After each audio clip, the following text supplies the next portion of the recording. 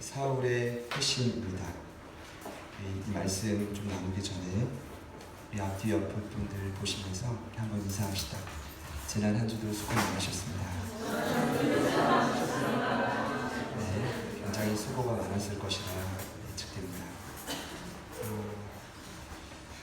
후유증이 좀 저도 있는 말씀 못 드리겠습니다. 저마다 명절도 보내시면서 행복한 시간도 있고 힘든 시간도 있었으리라 생각됩니다. 오늘 들으시는 말씀 선포되는 이 시간을 통해서 깨끗이 회복되기를 축복합니다.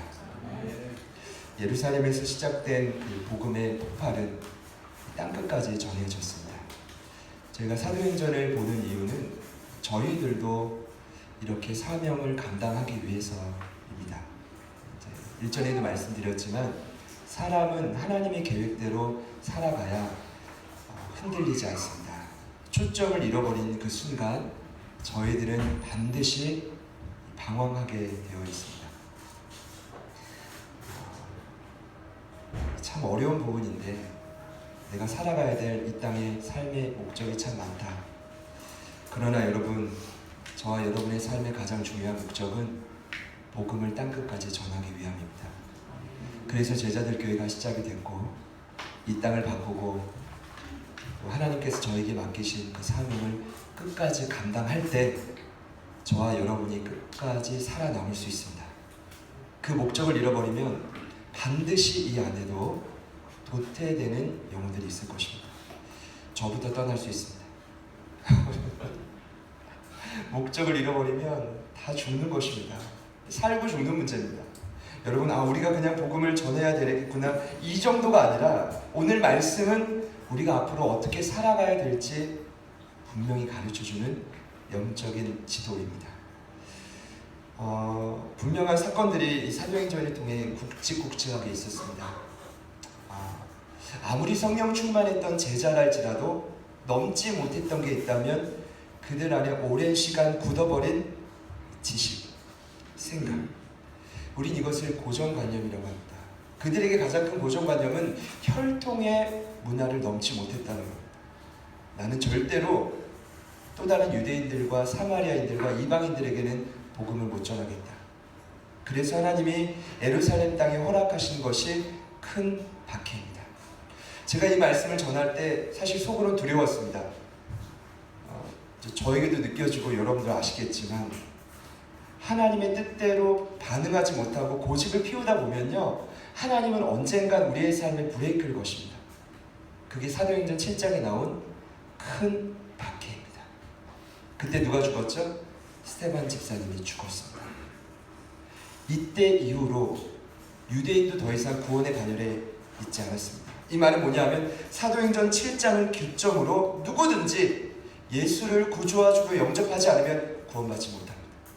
믿으십니까? 그 다음에 복음이 빌립을 통해 사마리아 땅에 전해졌을 때 여러분 아실 겁니다. 이 복음의 위대한 능력인데요, 아무리 상처가 많은 죽음의 땅이라 할지라도 복음이 제대로 전달만 되면 그 땅에는 큰 기쁨이 회복됩니다. 그러니까 어떤 분들이 날마다 불평과 원망해요. 교회를 다녀도 여기서는 해같이 빛나다가 저 문을 나가는 즉시, 제가 매주 말씀드려서 싫으시죠? 귀신들이 또다시 붙어가지고 또다시 집에 가면 본색이 드러나는 사람들이 있어요. 여러분 뭔지 아십니까? 사마리아인들이.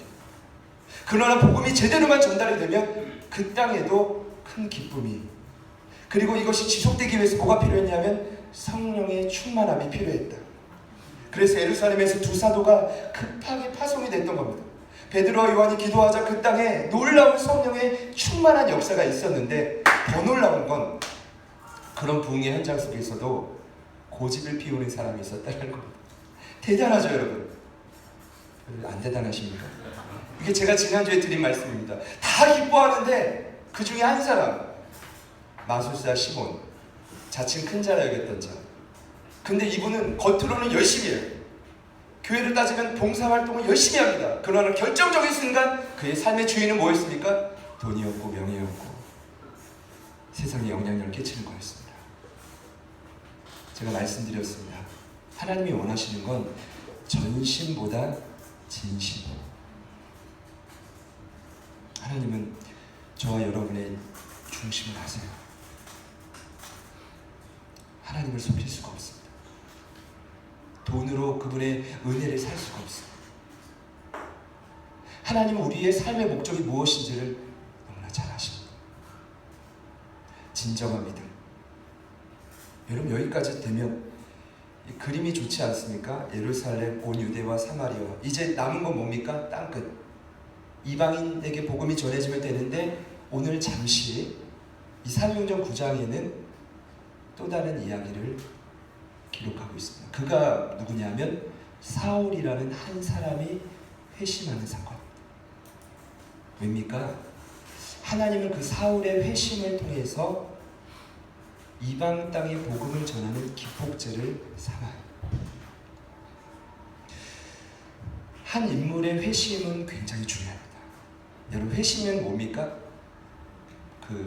우리가 예수님을 처음 만날 때 흔히 우리는 회심이라고 그래요. 예수님을 만나고 첫사랑을 경험하고 구원받을 때 그 감격, 회심이라고 그래요. 왠지 아십니까? 원래 회심은 문자적으로 마음을 돌이키는 거예요. 그러니까 가던 삶의 방향을 돌이키는 것을 우리 회심이라고 그래요. 근데 이것을 기독교에서는 그 원문의 의미를 잘 표현해 놓은 그 영어 단어가 conversion이라는 단어입니다. 어떤 의미냐면 함께 돌이키다라는 두 단어가 합해진 거예요. 그래서 기독교에서 말하는 회심은 스스로 돌이키는 게 아니에요. 누구와 함께 돌이킵니까? 예수와 함께 돌이키는 거예요. 여러분이 예수 믿고 구원받은 건 내 스스로의 능력이 아니라 하나님의 은혜였다는 거예요. 믿으십니까? 네. 그분이 나에게 간섭하시는 그 순간 내 삶이 돌아섰다는 거예요. 오늘 누가 돌아섰느냐? 사울이라는 인물이 돌아섰다는 거예요. 여러분, 사울이 누굽니까? 오늘 말씀에 나오지 않지만 로마의 관할 아래 있었던 당시 유명한 도시 길리기아의 다소에서 태어난 인물입니다. 이 길리기아라는 곳은 어떤 곳이냐면 동양과 서양의 문화가 함께 만나는 곳이에요. 그 교통과 무역의 유충지였는데, 그래서 발달한 게 뭐냐면 학문입니다. 철학, 수사학, 수많은 인문학이 그 안에서 발전했는데, 그 발전에 발돋움만 하며 어떤 아이가 자라났냐 하면 사울이라는 인물이 자라났어요. 사울은요, 율법의 천재였어요. 이해되십니까? 당시 최고의 석학이었던 가말리알의 수제자였어요. 그에게 부족한 게 없었어요. 차세대의 바리새파의 리더였습니다. 그런 그가 어떤 일까지 했습니까? 오늘 말씀 이전에 저희가 살펴봤죠. 스데반 집사가 성 밖으로 내쳐져서 돌에 맞을 때 사람들이 옷을 벗겨서 누구 발 앞에 놨어요? 사울이라는 청년 발 앞에 놨어요. 이 말은 뭐냐 하면 당시 그리스도를 핍박했던 바리새인의 차세대 리더가 사울이었다는 거예요. 근데 성경은 기록해요. 누가는 사울은 스데반 집사의 죽음을 마땅히 여겼습니다. 그는요, 기독교인들만 보면 죽이려고 하는 분노가 막 극에 달했어요. 그래서 오늘 말씀을 보면 막 제자들을 위협하고 다메섹에 있는 사람들을, 유대계 그리스도인들을 잡아가지고 예루살렘에 오게 잡으려고 막 해외까지 나갔던 인물이 사울이었습니다. 이 공야의 최고의 의원이었던 대제사장에게 찾아가서 영장을 발부받습니다. 그리고 다메섹으로 가요. 왜요? 예수 믿는 자를 잡기 위해서. 거기서 누굴 만납니까? 예수님을 만납니다. 저는 오늘 이 말씀이 저와 여러분에게 주시는 분명한 하나님의 메시지가 있을 것이라 확신합니다. 첫 번째는 언제나 하나님의 방법은 일보다는 사람이에요. 이 말은 한번 저희가 준비되지 않고 열심히 일하면 한 번, 두 번 할 수 있습니다. 그러나 사람이 제대로 준비되지 않으면 하나님의 일은 지속되기가 어려워요. 여러분 경험해 봤을 겁니다. 예수님이 제자들을 3년 동안 훈련시킬 때 얼마나 고생했을까. 저는요, 부끄럽지만 그냥 요즘에 주님을 묵상하면 그렇게 눈물이 나요. 어떤 포인트냐면 제자들이 그렇게 배신하고 그렇게 제자를 갖다라도 상처가 드러나게 됩니다. 부르심의 자리를 못 지켜요. 예수님은 그들을 포기했습니까? 포기 안 해요. 왜요? 끝까지 그들을 포기하지 않은 이유는, 부활하신 다음에 제자들을 지속적으로 만나줬던 이유는 그 12명의 제자들이 이 땅을 바꿀 수 있는 유일한 하나님의 방법이었기 때문에, 하나님은 아담과 하와를 지으시고 복을 주시며 그들에게 말했어요. 생육하고 번성하여 땅에 충만하고 땅에 번성하고 이 땅을 정복하고 모든 생물을 다스리라고 했습니다. 이유는 뭡니까? 하나님이 이 땅을 바꾸는 유일한 방법은 사람이었습니다. 오늘 하나님께서 한 사람을 선택하시는 장면이에요. 그가 누굽니까? 사울입니다. 굉장히 이 다메섹에 있던 아나니아라는 제자가 의아해합니다. 왜냐하면 사울이 누굽니까? 오늘 말씀에 의하면 제자들을 끊임없이 위협하고 살기 등등했던 자가 사울이었습니다. 어떤 분들은 이렇게 말해요. 오늘 이 말씀만 보지 않고 배경을 아시는 분들은 하나님의 사울을 선택하신 이유가 있다. 그는 다소에서 태어났고 철저한 율법학자고 히브리인 중에 히브리인이고 바리새파 중에 사울의 이름을 따서, 여러분 초대 이스라엘 임금의 이름이 사울이잖아요. 본인의 이름을 사울이라고 줬습니다. 여러분 사울의 이름의 의미가 뭔지 아십니까? 큰 자라는 뜻입니다. 위대한 자. 그러니까 그는 어려서부터 굉장히 위대하게 자라났습니다. 그래서 하나님이 그를 통해 13권의 성경까지 썼다. 이것이 많은 사람들의 주장입니다. 저도 인정합니다. 그러나 여러분, 오늘 말씀에서 오늘 본문만 보면 저는 그것을 인정하지 못합니다. 왜냐하면 사울이 누굽니까? 제자들을 죽이려고 했던 자입니다. 많은 사람들을 잡아서 옥에 가두려고 했던 자입니다. 하나님의 방법이 A라면 극으로 치닫던 자가 사울입니다. 이 말은 뭐냐 하면 절대적으로 악인의 상징이 누구냐면 사울입니다. 그런데 하나님은 그를 선택하셨습니다. 그리고 하나님이 선택하니까 그의 인생이 바뀌어집니다. 여러분, 이것이 하나님의 방법입니다. 죄송합니다만 이 자리에 나는 하나님이 쓰실 수 없는 그릇이야. 나는 하나님이 이미 포기해야 돼. 내 삶을 보면 하나님이 일할 수 있는 가능성이란 요만큼도 없어. 여러분 축하드립니다. 아나니아가 말하는 거예요. 아니 이 사람이 누굽니까? 이 사람은 제가 죄송해요. 내가 이 사람에 대해서 아는데 여러 사람들한테도 들었는데 이 사람은 예수 믿는 자를 잡아 죽이는 자. 아나니아가 이해를 하지 못하는 거예요. 하나님의 인사의 방법이 세상 사람들의 생각과는 달라요. 여러분 이해가 되십니까? 예루살렘에 있던 제자들이, 사도들이 더 이상 받아들이지 못합니다. 어찌 그래도 하나님이 어떻게 사울이라는 사람을 선택할 수 있는가? 저는 이것이 하나님의 은혜라고 생각합니다. 혹여나 이 자리에 혹여나 내가 조금 잘나서 하나님이 이만큼 쓰시겠지, 여러분 착각이십니다. 나에게 이만큼 능력이 있어서 내가 여기까지 왔겠지, 저에게 하는 말입니다. 그래도 제가, 여러분 아닙니다. 모든 것이 하나님의 은혜임을 믿기를 축복합니다. 하나님이 여러분들을 선택하셨다. 여러분 옆에 있는 분들 보시죠. 이렇게 말해보시죠. 하나님이 당신을 선택한 건 철저한 은혜입니다. 이건 여러분 기적 같은 일이에요. 한 번 더 말해볼까요? 당신은 하나님의 기적입니다. 지금 여러분들이 이곳에 있다는 자체가 기적입니다. 오늘 말씀 본문 아래에 이렇게 나오죠. 주님께서 아나니아에게 분명히 말합니다. 이 사람은 내 이름을 이방인과 임금들과 이스라엘 자손들에게 전하기 위해 택한 나의 그릇이라. 그릇이 뭡니까? 목적이 있습니다. 무언가를 이제 담는 거예요. 포용하는 거예요. 주님이 원하는 사람, 누군가를 포용하는 거예요. 담는 거예요.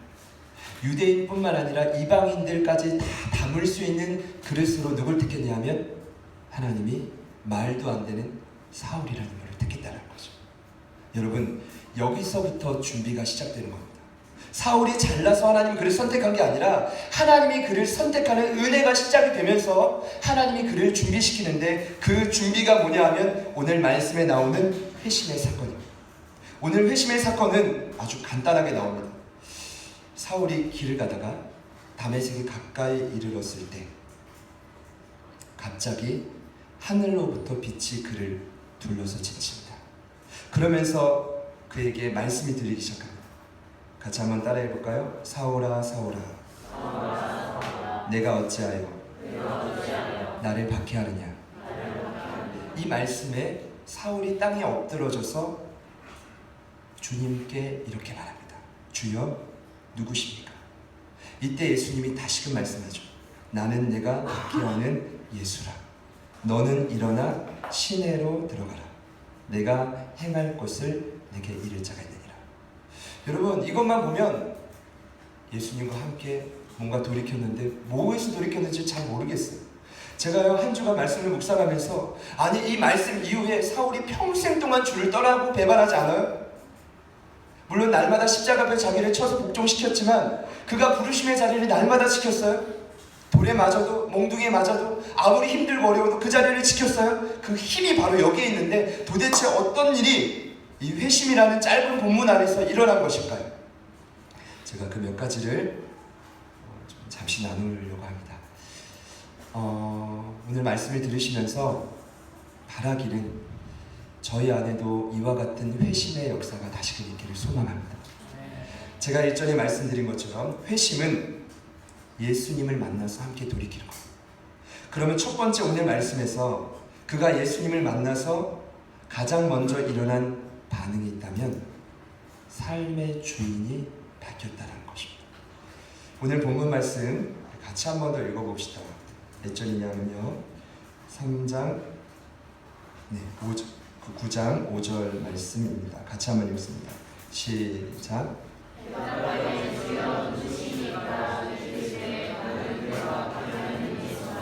오늘 먼저 그에게 일어난 변화는 이것이었습니다. 누가 뭐라 해도 기독교는 체험의 종교입니다. 예수님을 만나고 갑자기 그가 땅에 엎드러져서 뭐라고 말하냐면 주여 누구십니까? 라고 말합니다. 여러분, 이게 무슨 말입니까? 주여라는 말은 원문을 보면 퀴리오스라는 주님이라는 단어입니다. 여러분, 죄송합니다만 바울 사울은 한 번도 누군가의 종으로 살아보지 않았습니다. 이 말이 뭡니까? 그는 본인의 이름처럼 큰 자, 위대한 자였습니다. 자신의 삶의 주인이 본인이었습니다. 교만한 자였습니다. 그러나 예수님을 만나자마자, 그분의 음성을 듣자마자 그가 가장 먼저 했던 반응이 무엇이었냐면 주여, 주님. 이 말은 본인은 종이라는 말. 삶의 주인이 갑자기 바뀐 것입니다. 이전에 삶의 주인은 나였는데, 그래서 내가 교만하고 큰 자였는데 주님을 만나자 예수님께 본인을 낮추고 주인의 자리를 내어드립니다. 저는 확신합니다. 저와 여러분 안에 교만하고 굳은 마음, 이 딱딱한 마음을 바꿀 수 있는 분은 예수님밖에 없습니다. 이 말이 뭐냐 하면 지금 저와 여러분의 삶에 끊임없이 죄의 근원이 되는 건 내가 내 삶의 주인이 되고 싶은 마음이라는 거예요. 그것이 죄의 시작이고 본질입니다. 그런데 그 죄의 본질을 바꿔줄 수 있는 분이 누구냐 하면 예수님밖에 없다는 거. 예수님을 만나면 내가 주인이 아니라 그분께 주인의 자리를 내어드립니다. 여러분께 여쭤보고 싶습니다. 현재 여러분의 삶의 주인은 누구이십니까? 예수님이세요? 여러분, 예수님을 언제 만나보셨습니까? 예수님을 진짜 만났다면 저희들의 삶의 주인은 오늘 사울과 같이 바뀌어지게 되어 있습니다. 두 번째, 그의 회심 가운데 나타났던 사건은 참 짧은 대화인데 예수님을 만나니까 그 안에 있었던 뿌리 깊고 습관적인 죄가 드러났다는 것입니다.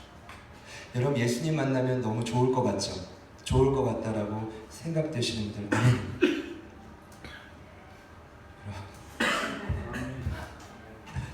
여러분이 아멘 안 하시는 이유를 저는 이렇게 해석하고 싶습니다.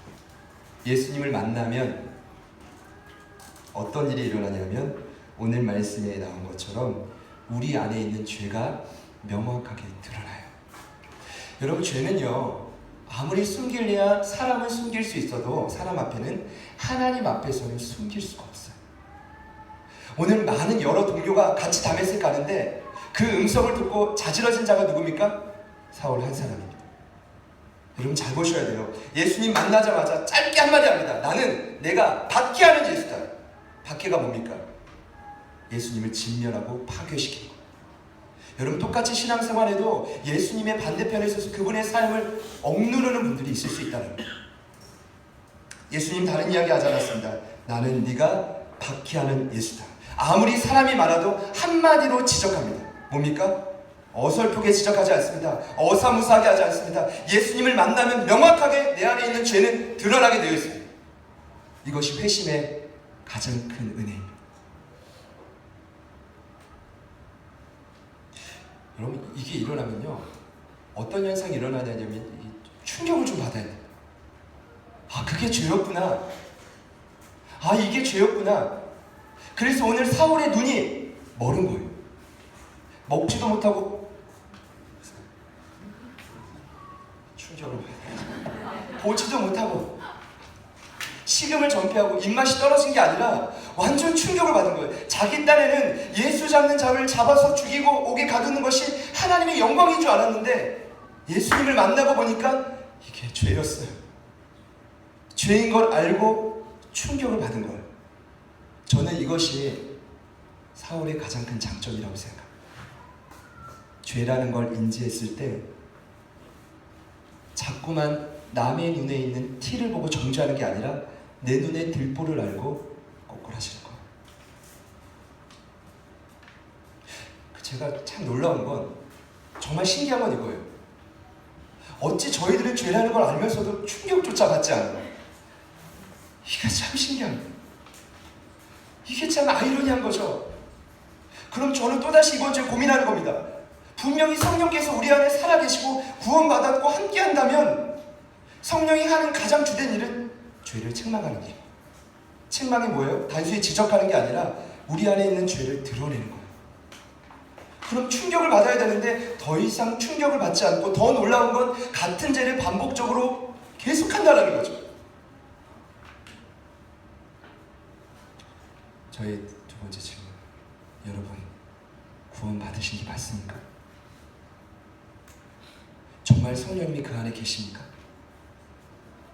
정말 내 안에 반복되는 그 죄가 더 이상 충격이 아닌 상태가 아니십니까? 저는 오늘 말씀을 묵상하면서 회심이라는 건 이런 거구나. 진짜 예수님을 만나면 어느 누구도 밝힐 수 없는 죄. 예를 들어서 제가 이 시간 이 자리에서 여러분들에게 성도 여러분, 가정의 평안을 지키셔야 됩니다, 일대 다수로 말해도 성령이 역사하면 개인적으로 그 말씀이 다가온 거. 성도 여러분, 자녀와 돈이 우상이 될 수가 있습니다. 저는 이렇게 대중적으로 말해도 정말 주님을 살아있기 때문에 우리의 심령에 그 비수를 꽂을 수 있다는 거. 하나님은 굉장히 어설픈 분이 아니십니다. 제가 보니까 매우 세밀하고 정확하십니다. 상대가 누구인지 알아요. 그리고 무엇이 우리의 삶에 드러내야 될 죄가 있다는 걸 아시는 거죠. 오늘 이 시간을 통해 저희 안에 습관적이고 뿌리 깊은 죄가 충격적으로 드러나기를 소망합니다. 좋습니다. 반응 잘하시네. 드러나야 합니다. 드러나지 않으면 제가 예언 한 가지 합니다. 다음 주 똑같고, 그 다음 주 똑같고, 그 다음 주 똑같고. 여러분 그렇게 생각하십니까? 천만의 말씀입니다. 다음 주는 더 어려워지고, 그 다음 주는 더 어려워지고, 그 다음 주가 되면 이곳에 안 보이는 분들이 한두 명씩 더 생겨나요. 예수님을 제대로 믿어야 돼요.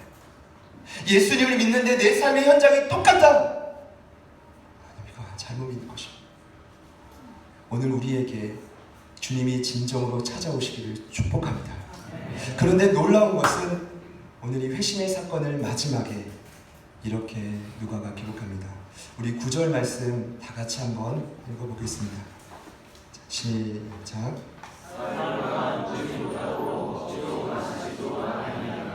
오늘 말씀을 이렇게 마무리하죠.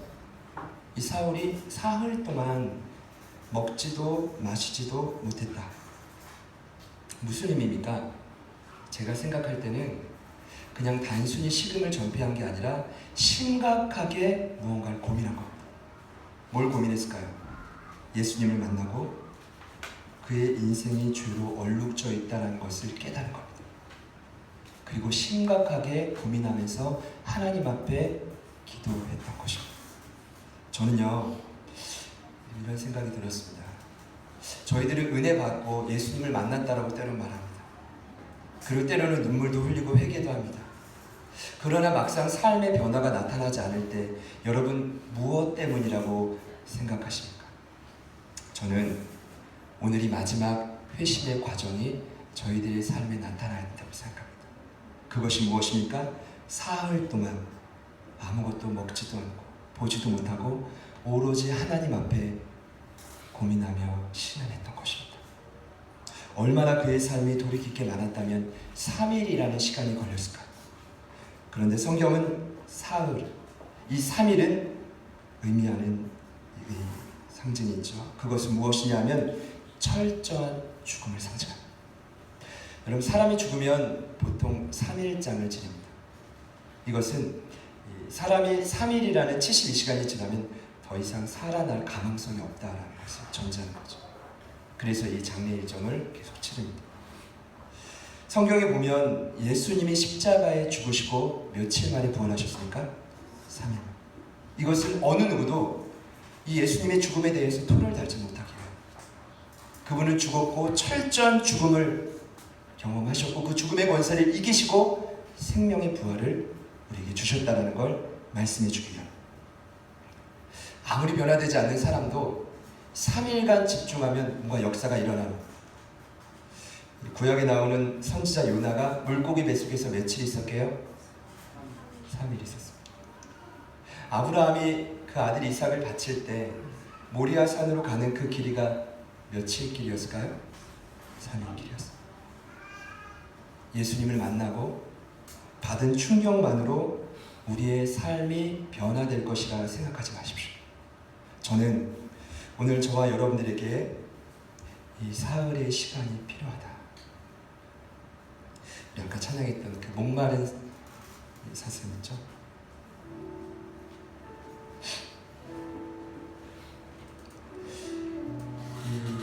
제가 말씀을 좀 정리하다가 바울이 다메섹에서 아나니아와 제자들을 통해 좀 회복을 하고 비늘도 벗겨지고 여러 회당에서 막 복음을 전합니다. 그런데 하나님께서 그를 바로 이 사역의 전면에 세우지 않으십니다.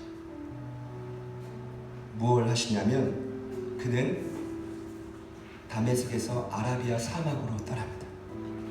그 아라비아 사막에서 몇 년을 집거하냐면 3년을 거합니다.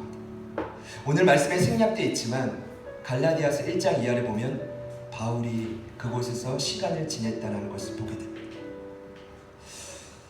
그리고 나서 그가 역사의 전면에 서게 됩니다. 사랑하는 여러분, 바울이 뭐 했겠습니까? 예수님을 만난 그 충격에 당장 사역의 전선이 뛰어든 게 아니라 하나님 앞에서 다시금 고민했을 것입니다. 내가 얼마나 큰 죄인인가? 내 안에 얼마나 많은 문제가 있는가? 다시금 기도하고 복음서를 보고 메시아의 주인이 예수인 걸 깨닫고 그 3년의 시간을 철저히 준비했을 것입니다. 여러분, 저는 이것이 준비라고 생각합니다. 오늘 말씀을 통해 다시금 저희들 모두에게 예수님을 만나는 은혜가 있기를 소망합니다. 예수님을 만나면 교만했던 자가 겸손하게 바뀌어집니다. 그러면서 우리 안에 있던 어느 누구도 발견하지 못했던 그 뿌리 깊은 죄가 드러나게 되어 있습니다. 그리고 그 충격 때문에 하나님 앞에서 잠잠히 머무르는 시간을 가져야 됩니다. 숙제입니다. 저에게도 숙제고 저희 공동체에게도 숙제인데 도대체 이 사흘, 이 3년이라는 시간을 우리가 어떻게 해결해야 되는가? 이 시간을 겪지 않으면 저는 불보듯 뻔하다고 생각합니다. 우리의 삶은 바뀌지 않습니다. 그러나 이 시간 좀 같이 결단했으면 좋겠습니다. 주님, 저희들의 삶을 변화시켜 주십시오. 예수님을 만난 이 사울의 삶이 바뀌어진 것처럼 저희들의 삶을 좀 바꿔주십시오. 여러분 안에 어떠한 문제와 습관적인 죄가 우리의 삶을 끌어내리는지는 저는 알 수 없지만 오늘 이 시간 성령께서는 저와 여러분의 모든 삶의 현장을 다 아십니다. 가정의 형편, 분위기, 남편과 아내의 관계, 자녀들의 모습, 그리고 내 삶의 모든 형편까지 그 모든 것을 우리 주님께 다 내어드리기를 소망합니다. 우리 같이 한번 찬양하겠습니다.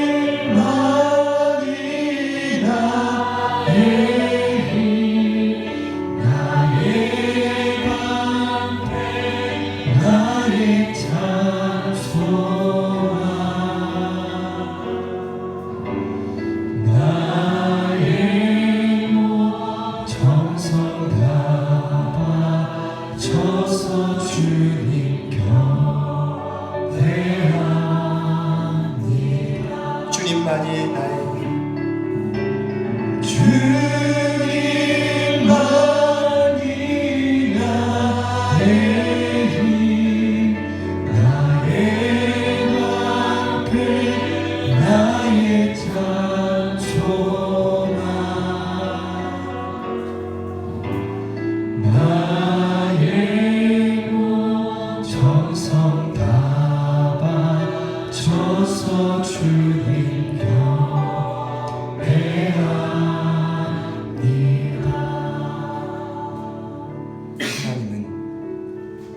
어떠한 영혼이라도 변화시킬 수 있습니다.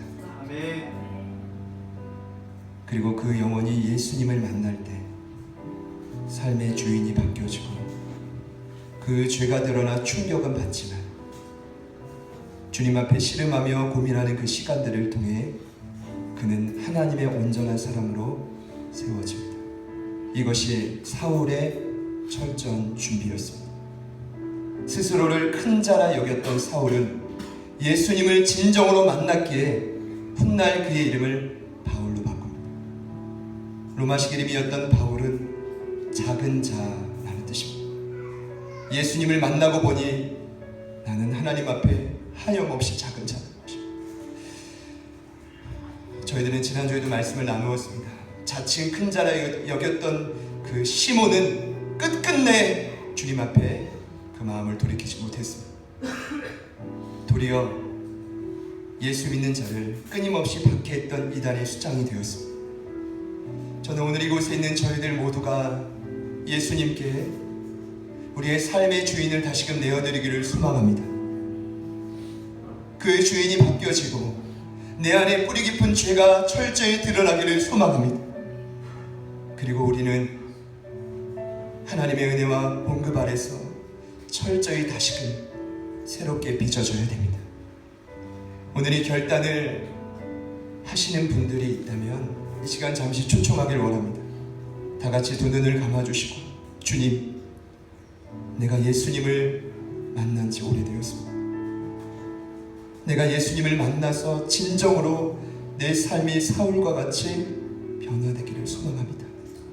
분명히 나를 향한 하나님의 계획이 있을 텐데 그 하나님의 그릇대로 내가 하나님의 도구로 쓰임받기를 원합니다 라고 다시금 결단하시는 분들, 혹시 마음속에 포기하지 못하고 내려놓지 못한 그 죄의 쓴뿌리로 아파하시는 분들이 있다면 오늘 예수님을 만나면 변화될 수가 있습니다. 결단하시는 분들이 있다면, 그 예수님을 내 삶의 주인으로 모셔드리길 원하시는 분들이 있다면 그 두 손을 우리 가슴에 조용히 모아보겠습니다.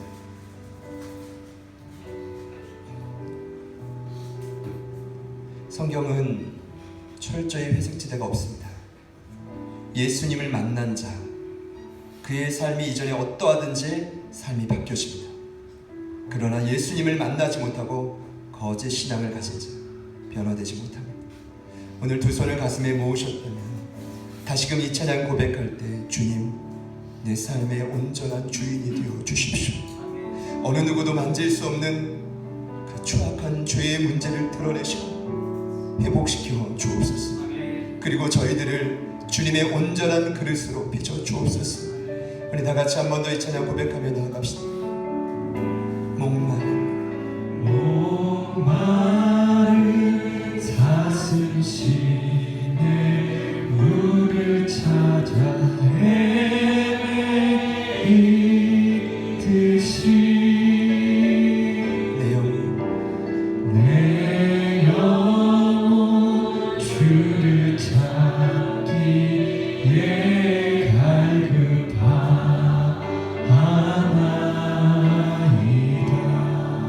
목마른 사슴, 목마른 사슴 시내 물을 찾아 헤매이듯이 내 영혼 주를 찾기에 갈급하나이다. 금보다 귀한 금보다 귀한 나의 주님, 내게 만족 주신 주,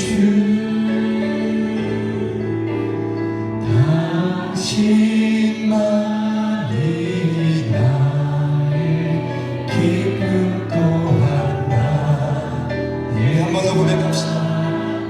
금보다 귀한, 금보다 귀한 나의 주님, 내게 만족 주신 주,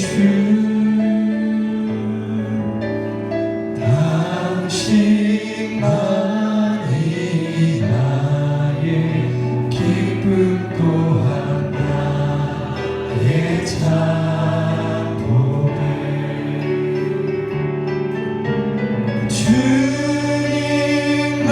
주님만이 나의 힘, 나의 방패, 나의 참 소망. 주님만이 주님만이 나의 힘, 나의 방패, 나의 참 소망. 나의 몸 정성 다다 쳐서 주님 곁에 우리 시간 다 같이 한번 기도합시다. 다메섹 도상에서 예수님을 만나 회심을 경험한 사울과 같이 다시금 이곳에 있는 저희들을 주님을 만나 회심케 하여 주시옵소서. 주님의 마음을 품고 주님을 주인 삼아 온전한 도구와 그릇으로 준비될 수 있도록 우리를 새롭게 하여 주시옵소서. 우리 다 같이 주님 이름 한번 부르시고 우리 말씀을 붙들고 다 같이 한번 기도하십니다. 주여, 살아계신 하나님 아버지 감사합니다. 하나님 오늘 이 시간 우리에게 찾아와 주셔서 성령님 우리에게 말씀하시고 하나님의 뜻을 따라 기도하며 간구하며 나가는 우리의 심령들이 되게 하여 주시옵소서. 하나님의 시간으로 온전히 구하고 하나님과 어떤 것보다 주님의 뜻을 따라 구하며 나가는 저희들의 심령, 하나님의 마음을 부어주시고 예수님을 주인으로 하나님 우리의 삶의 주인이 변화되어지게 하여 주시옵소서. 하나님의 습관적인 죄악들을 드러나며 하나님의 것들을 가지고 주님 앞에 신뢰하며 나아갈 수 있는 저희들의 삶의 주인이 되어지게 하여 주시옵소서. 하나님 아버지 간절히 기도하며 수고하며 나아가며 하나님의 삶의 무엇이 문제인지 다시금 주님 앞에 신뢰하며 고민하며 기도하며 나아갈 수 있는 저희들이 되어지게 하여 주시옵소서. 하나님 아버지 앞에 간절히 기도하며 성령님 도와주시옵소서. 하나님의 도우심과 함께 하소서. 하나님 우리를 도우시고 함께 하여 주시옵소서. 하나님의 도움을 우리를 새롭게 하시기를 간절히 기도하며 나아가며 성령님 도우시기를 간구하며 기도하며 나아가며 예수님 우리를 만나주시고 하나님 우리를 변화시켜 주시고 새 일을 행하여 주시옵소서. 주님 도우시기를 간구하며 성령님 도와주시옵소서. 하나님 도와주시기를 간구하며 성령님 도와주시옵소서. 주님 기도하며 간구하며 주님 도와주시옵소서. 우리 이 시간 한 가지만 더 같이 기도합시다. 오늘 말씀을 들으시면서 어느 누구도 알지 못하는 우리 안에 뿌리 깊은 죄악은 무엇입니까? 습관적인 죄는 무엇입니까? 언젠가 우리가 다시 예수님을 만나도 그분은 가장 먼저 그 부분을 명확하게 드러내실 것입니다. 하나님, 이 시간 그것을 주님께 내려놓습니다. 예수님 찾아와 주셔서 우리의 삶을 옥죄고 있는 그 모든 죄의 근원들을 해결하여 주시옵소서. 변화시켜 주옵소서. 잘못된 우상들을 제하여 주시옵소서. 우리 다 같이 한 번 더 간절히 기도하며 나아갑시다. 기도합니다. 주님, 살아계신 하나님 아버지 감사드립니다. 거룩한 성령 하나님 아버지, 하나님의 마음을 온전히 올려드립니다.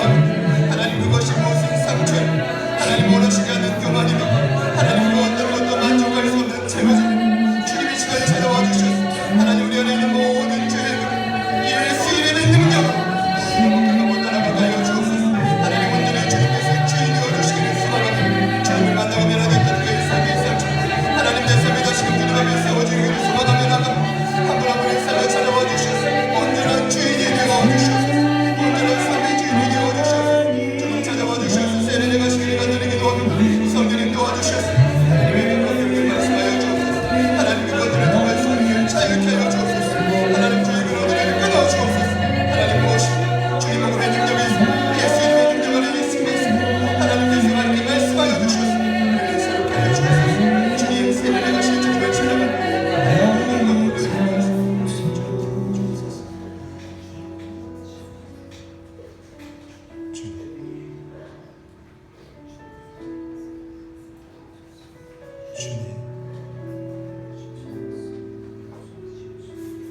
우리 마음을 모아 우리 마지막으로 한 번 더 이 찬양 고백하고 제가 기도하겠습니다. 목마른 사슴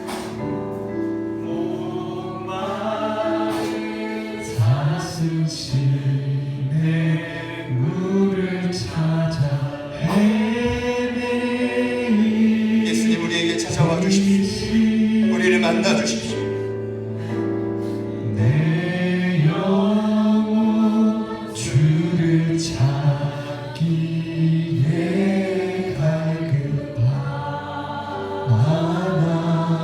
갈급하나이다. 목마른 사슴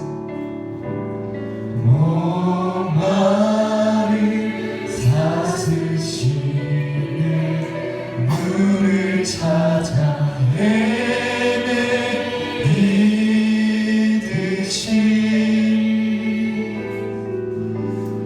내 영혼 주를 찾기에 갈급하나 우리 믿음으로 선포합시다. 금보다 귀한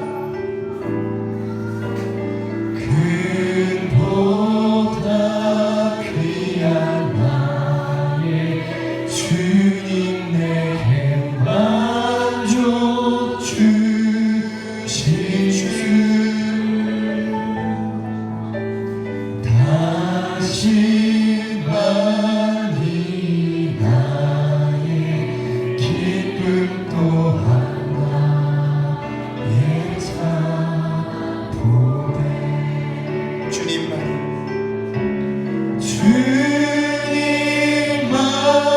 주님만이 나의 힘, 나의 방패, 나의 찬송. 주님만이 나의 힘,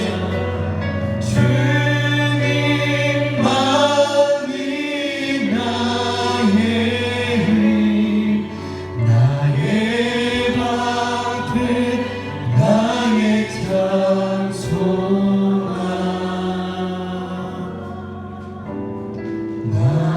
나의 모 정성 다 바쳐서 주님 곁에합니다. 살아계신 하나님, 오늘 말씀 앞에 저희들을 세웁니다. 저희들이 잘나서 무언가 준비가 돼서 주의를 감당한다고 생각했는데 하나님이 저희들을 이곳에 세우신 이유는 전적인 은혜였습니다. 아무짝에 쓸모없는 저희들을 주님의 그릇으로 부르시고 천하보다 귀한 영혼들을 품게 하신다니 주님께 큰 영광임을 믿습니다. 하나님, 그런 사울을 예수님께서 만나주시고 예수님과 함께 돌이키게 하심을 감사드립니다. 아직도 여전히 내 삶의 주인이 나인 하나님, 이 긍휼한 삶 주님 불쌍히 여겨 주옵소서. 그래서 하나님, 이 땅의 모든 주인인 예수가 내 삶의 온전한 주인이 될 수 있도록 도와주시옵소서. 더 이상 내가 내 삶의 주인이 아니라 예수가 내 삶의 주인으로 변화되는 삶을 살게 하여 주시옵소서. 반복적으로 일어나는 그 죄 가운데 더 이상 충격 없이 반복하는 것이 아니라 그 일에 충격을 받고 돌이킬 수 있는 마음을 우리에게도 허락하여 주시옵소서. 주님 앞에 씨름하며 그 시간이 사흘이든 3개월이든 3년이든 하나님 앞에 온전한 도구로 빚어지고 준비될 수 있는 저희가 되게 하여 주시옵소서.